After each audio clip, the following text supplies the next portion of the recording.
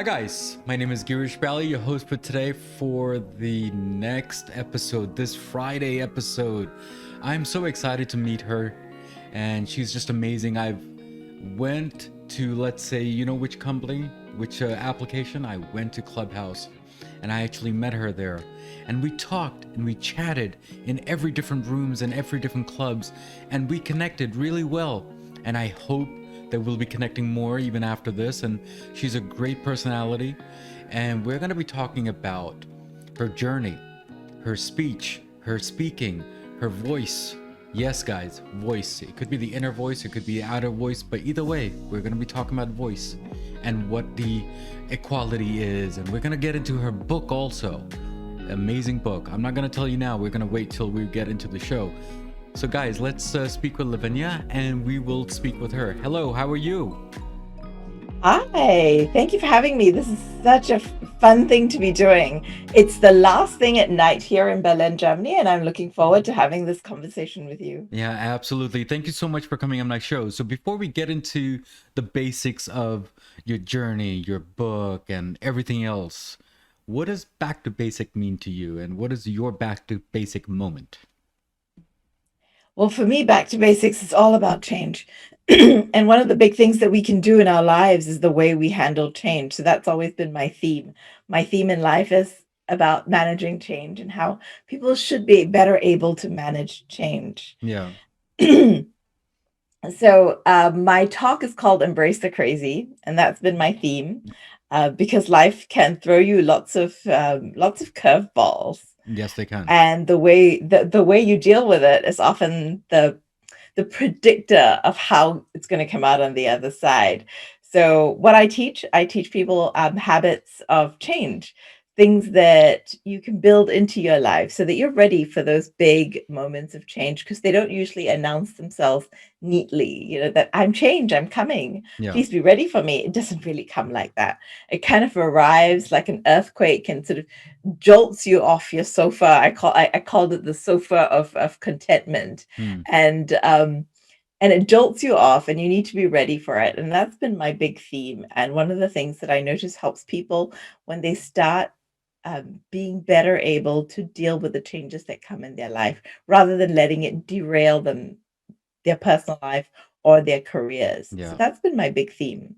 So I think it's one of the episodes that I had, which is a Monday episode, a solo episode, and you can listen to it also and everyone else, that I think is something to do with growth mindset and fixed mindset, because we have to pivot over to a new change every single time.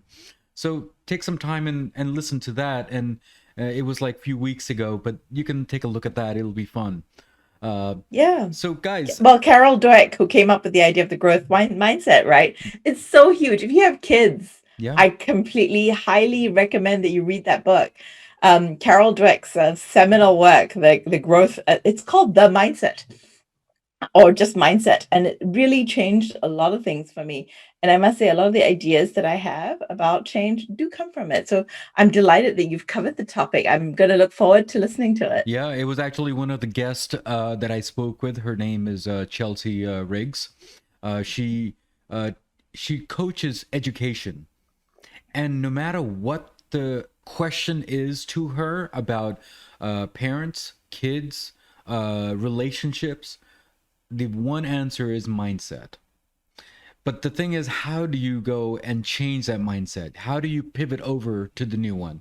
So that's where your fixed and your growth mindset comes in, because you got older, elderly people with a fixed mindset versus you and I, youngsters, are able to change. You know, you understand what I'm saying? There has to be a change somewhere.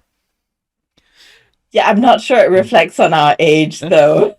Well, why can't we say that? You know, it always makes us feel No, better. I I think you can have a growth it does, but I think a growth mindset can happen to anyone at any age, and I That's right. think even young people can have a fixed mindset. So That's right. yeah, it's certainly something. You know, the most powerful word from that book for me, and I'm just going to reflect on it for just a moment, and it's the word "not yet." Not It's yet. so powerful, and I use it so much with my parenting because I have 5 children, Mm. and they're all different ages. So the youngest is 11, and the oldest is now 30. So I've been down this road for a while, and I can tell you the word yet. So encouraging children who say to you that they can't do something, or even me as an adult to say when I'm faced with something I don't know yet, it's always the yet. It's not that I don't know or I will never know. It's just that I don't know yet. And the power of the word yet has stuck with me for a long time. And I use it so much in my teaching and in my parenting. So is that the same thing as saying I will try instead of I will? You see, I'm not a huge fan of try. I'm Exactly. like Yoda, like that. There is Exactly. do or don't do. There Yeah, is no exactly. try. Exactly. That's what I'm saying. Some people they say that and they think it's the same thing, but it's actually not. No, Yeah. I not for me. If it helps you, I think you should have the words that help you. I wouldn't like to prescribe to someone that if it's been working for them, it's really been working for them, and it gives them a really good way of seeing the world, or a really good way of helping themselves along. If that's what works for you, Mm-hmm. you should go ahead and use that. Mm-hmm. It's just not something I would teach or recommend. Mm. And I hate being prescriptive in these things. I know people are looking for the magic pill, but there is no magic pill. No. There's just the way that works for you in your circumstance, which is why I teach habits, not lessons. And a lot of the lessons that I have from change are lived experiences. We're a diplomatic family. We move around the world a lot. Mm-hmm. And I can tell you that I see families who move all the time. And Mm-hmm. the ones that are successful, the marriages that make it, the families that stay together, the children that keep it together through multiple moves, multiple countries, multiple schools, those people, those families that make it through diplomatic life, they make it because they have these habits. They built it into their family DNA. Mm. And this is the source material from which I have drawn a lot of the lessons that I teach in the Embrace the Crazy model. So thank you so much for that. So now did I read right that you're the 16 top voice of 2020 according to LinkedIn? Can you explain that to me, please? Well, can I say it was a huge surprise to me too. Okay. But yes, so I don't have the most number of followers on LinkedIn. I can tell you that. I have a Okay. very modest number of followers. I don't post daily. My posts do not have thousands and thousands of reactions. But what I do is I post very deliberately. Hmm. And I post I never sell on LinkedIn. I'm not looking to sell. So when I post, I'm often posting things that reach a lot of people simply because of its humanity. Hmm. So last year, one of the big posts that I did that got a lot of reach was as we were locking down around the world, Hmm. and everyone was posting about their new language that they were going to learn while they were in lockdown. They were going to get six packs. There's a lot of forced positivity that I started to see online. Mm-hmm. And what I realized as I talked to people is that there were a lot of people who were not okay with this. There was a huge amount of anxiety. And it's like this global anxiety. So I made a post that said it was okay not to be okay. Hmm.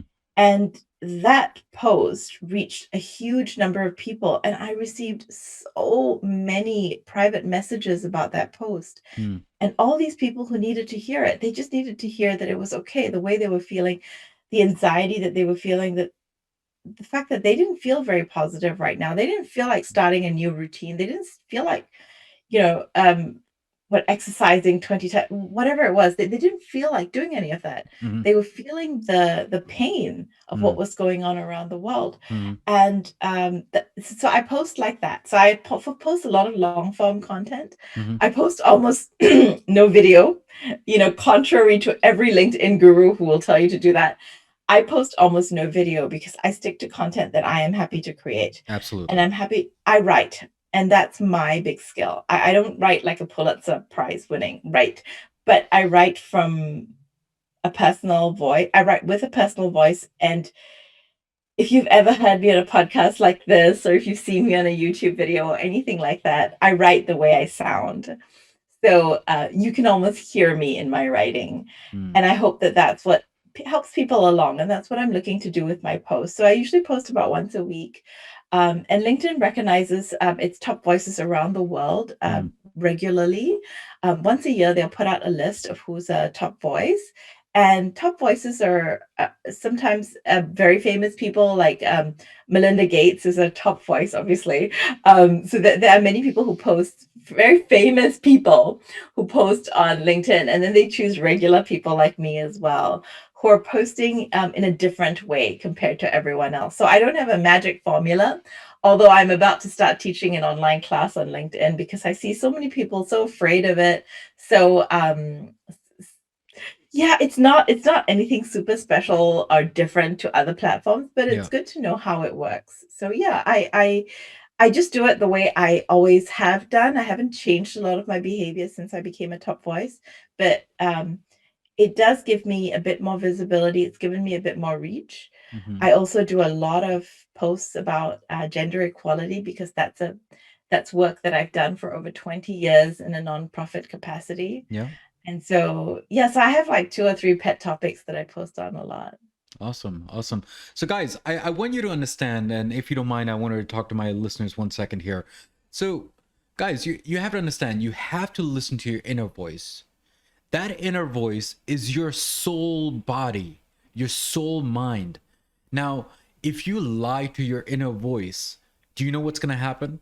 There will be repercussions. There will be domino effects. There will be something going wrong. You don't want that. You want something positive to your body, to your mind, to your friends and family and your spouse and your kids and whoever else. Now, keep in mind, if you lie to yourself, you're lying to everyone else, right? And that's not what we want. We want something to be vocal. You want to be truthful to yourself. And that's what she did. And that's what she did on one of that post. And that post made her the top 16. Now, that's not the goal here. The goal here is to make sure the voice is heard. And that's what she did. And people recognized it. So thank you for that, by the way. So about equality, gender equality. Now, is this a big hoopla that it's happening, or it's been going on for years? Because it seems like it's more visible now in the media. Is it because we just recognized it today, or has it been going on for years? I know that you said you've been doing it for the last 20 years, but has that been almost a stigma of this? I don't know how to answer that question, to be honest. It's Yeah. been an issue as long as we've had men and women, I think. Yeah. What's happened is there's been a lot more activity around it in the last, I'd say, 3 years. So International Women's Day has been around for over 100 years. Yes. And it started off really as a women who were, as part of the Industrial Revolution, women got the worst jobs. Yeah. Yeah. While the Industrial Revolution really didn't benefit the working classes, women got the worst end of that deal. Hmm. And so it really started off as that, women trying to get better rights at work. And it was 100 years ago that we started with this. Mhm. And in the last I'd say 3 years, okay, particularly the last 3 years, the level of activity it's around International Women's Day, it almost worries me because it's like it's all focused in March. And I cannot tell you how many invitations I get to speak in March. Mhm. And it's so focused on this one day and this 1 month.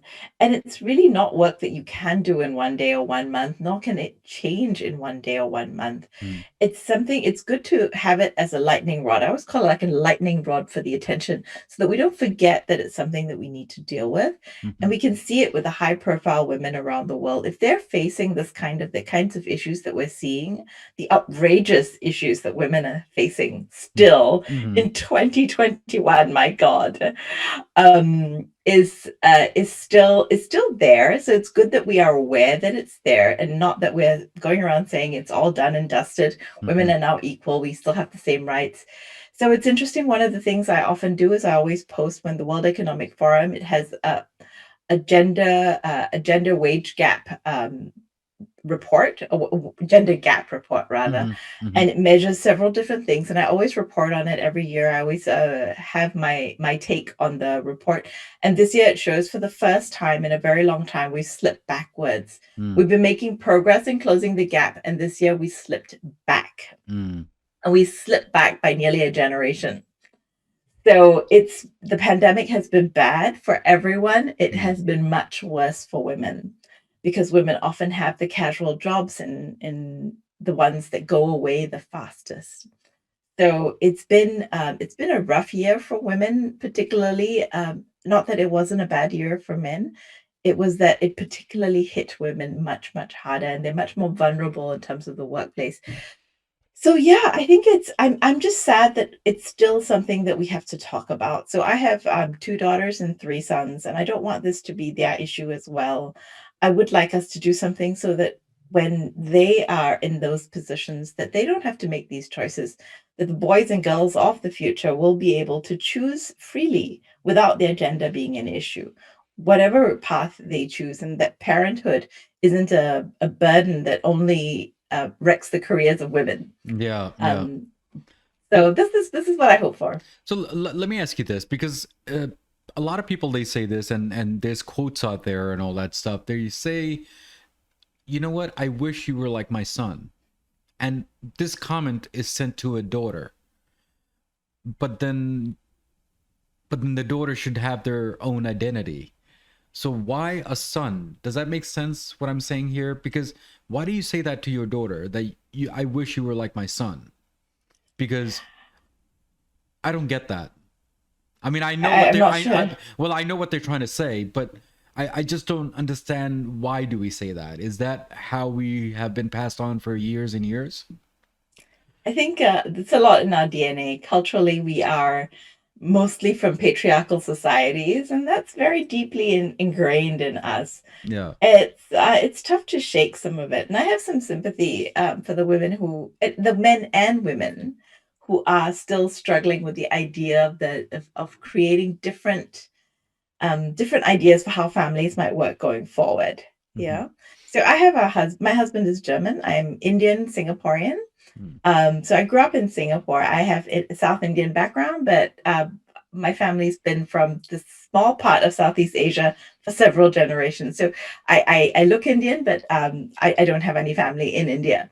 So we have a mixed marriage. So you're very European and a very Asian part to our marriage, and our children reflect both of that. But we raise them in a really very gender neutral household. And I must admit, there are times I think that my parents struggle with that a little bit, Sure. that we don't have these traditional. And my husband is the first male feminist I ever met. And then I met his father, and my father-in-law, he's 91 years old, and he is my biggest cheerleader till today. And so have this idea of male feminists, it comes so much from your from the background that you have, not just the thoughts that you develop for yourself. It's so much easier when you come from that kind of family. So when I look at my husband's family, it's easy to see that we're raising more feminist boys and girls. It's no surprise if you see their father, if you see their grandfather, you'll see where it comes from. It's not hard to see. So it's a change we can make. We can make it for today, and if we make it in our generation, then it's easier for the next. So that's what I've seen. So thank you for that. Okay, by the way, this is just me and the media talking here, right? Now, there's a lot of advertisement that ladies are the leaders of the world of X company, and so and so, like those type of examples. But then why are we still struggling with the gender equality stuff? Is it because the voice is not getting heard, or they're, I don't know, you tell me. I mean, there's a lot of CEOs and there's a lot of high paid ladies have good work, and it shows, and you're one of them.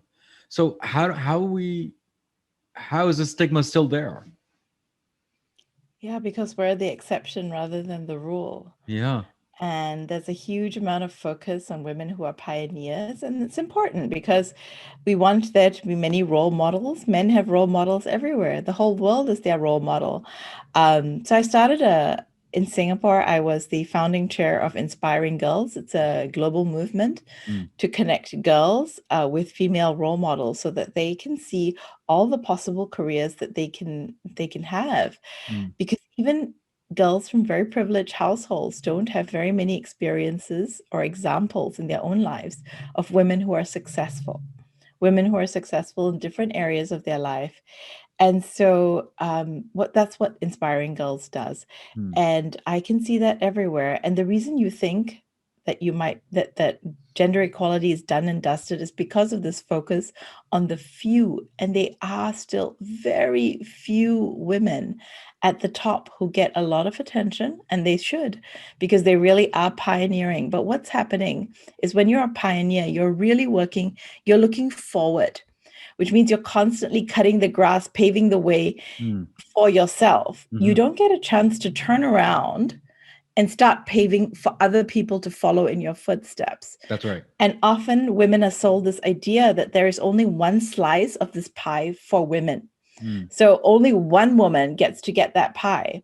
And when people say, oh, women are worse bosses to other women, this is what's happening. We've been sold this idea that it's a scarce resource. Women in leadership is a scarce resource. So what we're doing is we're all fighting for one slice of the pie. If we started also acting like the pie, we can have many more slices if we want it. Sure. And other women being at the table is not a threat to our position. And I did a lot of work at one point for women on boards, getting more women onto boards, because I was on a board. And one of the things I realized was having one woman on a board is entirely useless, because that woman will find no allies, and it's very difficult to be the only voice on a board. It's only when you reach the critical mass of at least three, when you started to have at least three women on your board, suddenly things change. And the impact of having that greater gender diversity on your board, diversity in all its form, is good for decision making. It prevents groupthink. It prevents you from making mistakes, companies from making mistakes that are very obvious to other people. You don't hang out with people exactly like you, and you don't make the same mistake. So diversity in all its form is a good thing. But diversity in terms of gender, it can help you almost instantly, and you can see it because it's very obvious. Look, but I want to ask you this one question, because it has been bothering me for years now. Now, there are bigger companies and 500 Fortune companies, okay? Now, just keep in mind what I'm trying to say here. We don't have enough men and women in a certain club, let's say, or a conference room, or whatever the decision making is, right? They want to have a numbers game that you have 5 and 5 or 4 and 6. Okay. Now, same thing with diversity. You don't have a lot of white people here and black people here and Asian people here, then you have numbers. So you think we're playing with numbers game, or do you actually think that people are changing? So look, that's the difference between diversity and inclusion. Diversity is having it's essentially a numbers game. When you switch out people and you ensure that you have an optic that includes different types of people. Inclusion is when these people, you invite them to a dance, and then you actually invite them onto the dance floor. Sure. Yeah. Yeah. And they feel part of it, and they're on the floor and they're being themselves. And that's the last part. That's when you can claim yourself in the room as well. I think you need to, we're still at the stage at which many stages are still not reflecting the diversity of their audience, of their stakeholders. So yes, I'm afraid many companies still have to play the numbers game, because for so long it has been so undiverse. Yeah. So you need to get to that stage where you can be a little bit less focused on it. I would like to stop counting. I'd like to stop having the Forbes list of most powerful women. I'd like there to be a list of powerful people, and women naturally forming roughly 50%. It's not that we're not asking for any favors. This isn't charity. This is opportunity. in the vast majority of the world, we're educating and spending as much on the education of girls as we are on the education of boys. You've educated all these girls, and then suddenly, when it gets into the workplace, you don't utilize their expertise. You don't utilize their all the things that they bring to the table. Mm. It's such a wasted resource. It seems to me it's something you already have, a superpower that you already have in your wallet. Why not take it out and use it? Yeah, yeah. It exists everywhere. But I think we're talking too much on the business point of view. So how about the ladies when they're at home? Now just keep in mind that there are ladies at home that they don't get their voice either. That's one issue. The other is that, let's say, sometimes ladies, they don't want to choose career and they want to choose household because of their family, because of their small kids and young kids, and maybe other sacrifices, whatever the sacrifices is. Because daycare is not cheap. Okay, we're not talking the COVID times. We're talking every time, every day. Matter of fact. So how do we explain that to people that even ladies at home have issues too? It's not only business. Well, okay, first, I don't believe in sacrifice. I think people should start making choices rather than sacrifices. It's my first advice when women become mothers, Mhm. that they never see anything that they do. I hate Mother's Day cards because they're all focused on sacrifice. That's And right. this idea of sacrifice holds women in place, in a very old idea of how families work. I have 5 children. I've made not one single sacrifice. I have made many, many choices, as has my husband. I have never made a sacrifice for any of my children, and I'm very proud of it. And they are proud of me for doing it. It is not the way forward. If you want to make a choice, make the choice. And vast majority of us are in a position where we can make those choices. And I'm not talking about women in the third world or women who are suffering in extreme poverty. This does not apply to them. But for those of us in this position, don't make sacrifices, make choices. And that is a huge mindset shift in the way you mother. And the second part is women still bear an uneven load at home. So this is called the unpaid work, right? Yes. So in a way in which both parents are making those choices when they stay home and when they go to work. For a while, we were in a position where I didn't have as much sick leave for children as my husband did. So for a whole, 4 years, because of the discrepancy in the way our benefits worked, he stayed home every single time the kids were sick because he could. His package was such that he could stay at home and I couldn't. And this is the kind of, we need to see this as much more normal, that fathers are as involved. Kids have two parents. They don't just have the one. That's right. Fathers need to take step up I totally. to their job and do their job. This isn't babysitting your children. This is your job. It's your child. Well, So this is the big thing. And sorry, just one. So no, no, go one ahead. is Go ahead. Yeah. don't see it as sacrifice. The second is very much sharing the mental load. And third, staying at home and raising a family is absolutely a job. Whether a man does it or a woman does it, it should be seen in the same way. It is contributing to the economy. It is contributing to future generations. It's contributing to the future of everything. There is no future without our children. So there's Totally. nothing wrong with staying at home, but it should be open to both men and women to do that. I totally agree with that. And but my thought process is, I don't think uh things at home is considered as job. I think it's more considered as, it's your home. It's your right. Do the way you want in your home. It's not a job. I think it's more of, we take care of each other. The family wise. You think that's my good mindset or my set mindset? What do you think? Okay, so it's interesting. There is a book that was very seminal for me, and in it, the scientist who wrote it looked at the various data points. And did you know that road planning is a gender issue? Hmm. Because more women take public transport than drive. In many parts of the world, the US has got a very odd idea of public transport. So let me use the rest of the world. But basically, if you are planning more roads, you benefit men because men often use the roads. And if you plan for public transport, you're benefiting women because women often do it. And men go into work. Men's transport method is from home to work. Women do not have this linear transport thing because when they have a family, they're the ones responsible for taking their children to school, doing the groceries, going to work. From work, reversing that, going to perhaps a doctor's appointment, picking up the child from, and so women have a much more radial route with the way they travel. So when they looked at it with a gender lens, and sometimes it helps to put on a gender lens to solve problems, when they did this, they developed a whole different, and this was in Sweden, no surprises here, but in Sweden, when they started to invest much more in these radial routes of public transport, because women did not do this linear from home to office.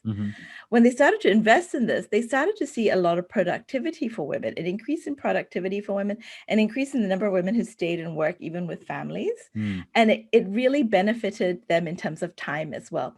So you see, if you look at it, you could turn anything into, if you put on your gender lens, you could turn anything into something that could work better if we just turned it on for a moment, right? So look, it's not just fun and games. Home is not just the fun part. Home is a lot of work as well. And it is a healthcare, it is daycare, it is all of those things. There are many things that are involved in staying at home. It's not just the cozy parts. It's a lot of work as well. I totally agree because you know what? A lot of people, they said that and it really bothered me. And I wanted someone to answer that question because it seems like my voice don't matter. Your voice did, I guess. So I'm taking your help for that pedestal on that part. So I want to be helpful. Oh, absolutely. Absolutely. Thank you again. So can we talk about your book here? It's amazing. Sure. Let's talk about your book here. So your book name is Unleash Your Voice, Powerful Public Speaking for Every Woman. Now say that 10 times. That's a long line. So go ahead. We started with Unleash Your Voice, right? And we wanted it to be very specific. What is it for? And that's why it has a second line there. It's public speaking for every woman. And we were discovering, so I've been a public speaker for a long time, and I hang out with other women who do this. And we started to train women to do this. And then we realized there were so many women with such great ideas who are just not claiming their space. They were happy enough to do this in a small group, in an informal group, but especially in the workplace, they were not stepping up. They were not going onto panels. They were not speaking at conferences, and they were not speaking up at meetings. So we wanted to help them out. We said, look, we have been speaking for a long time, from a time when there were very few women like us. Almost every stage was full of men. And if you found one woman, it was really the aberration. And we were those aberrations. So let's put down all the mistakes that we've made. And we've made many mistakes. It's all the screw ups and every mistake, every stumbling block that we've learned. We've learned some lessons from them, and we put them down into the book. And we put it down with the voice of 14 different women from all over the world. We're really proud of the fact that this was a collaborative effort and that each woman put down what she specializes in. So my specialty is to help women get over the confidence gap. And my friend Joanne Flynn, who co-edited the book with me, her expertise is helping women to use data. How do you use data in your presentations in a way that's compelling? And there's a chapter on storytelling, on using social media. There are chapters on pretty much every part of public speaking, and it's written really with a woman's lens. So, for instance, one of the pieces of advice that's specific to women that I give them is to never wear new shoes. It's one of my small little tidbits. It's something I've learned for myself, that you never wear anything new when you're going to go onto a stage. We're not on stages at the moment, but we will be back on stages at some point. I always tell people, don't wear anything new, nothing new, no new lipstick, no new shoes, no new belt, no new nothing. You always wear things that you already are comfortable in. So you never have to focus on that uncomfortable piece of clothing. And women are so much more judged on our appearance than men, and that's just the reality. So we have to pay some attention to the way we look. So I always tell women, once you've settled it, settle it, then it's done. Then you can focus on your presentation. Well, that's a good analogy. I think I'm going to use that on one of my episodes. The new shoe or the comfortable shoe. So that's a cool. Always the comfortable shoe. There you go. There you go. But thank you so much for coming on my show. And it seems like we're connected so much on Clubhouse, and we'll keep on speaking to each other as usual, as always, right? I want people to understand what Clubhouse is. It looks like so. Clubhouse is like a virtual conference room that you can speak your voice. And that's what it is. Technically, that's what it is. Maybe that's not the definition what they say on the website or whatever, but that's my definition. And I met great people, and she's one of them. So, any last words you want to? Any last words before you leave? So, you have voices in your head and you listen to them all day. And those are the voices that you generate yourself. My number one mind shift came when I realized that I could control that voice, and I would prefer to have the voice of my best friend rather than my worst critic when I wake up in the morning and when I go to bed at night. So whatever voice is in your head, make sure it's the one of your best friend, the one most supportive of you, and not of your worst critic. Well, keep on listening to your inner voice. That's how I look at it, right? And we should always listen to your inner voice. And I think people, they say that inner voice is your honest opinion, honest truth, and we should stay with that. So thank you so much for coming on my show, and you made. I'm so honored that you're on my show and made this bright. And keep on following, keep on listening to me, and keep on supporting my small network that I have here. And hope you enjoyed as much as I did, guys. Today we spoke with Lavanya. We spoke with Inner Voice. We spoke with a lot of different voices, a lot of different gender equality and all that stuff. Am I right or wrong? So today, as usual, as always, there is a quote of the day. And the quote of the day is: we began to raise daughters more like sons, but few have courage to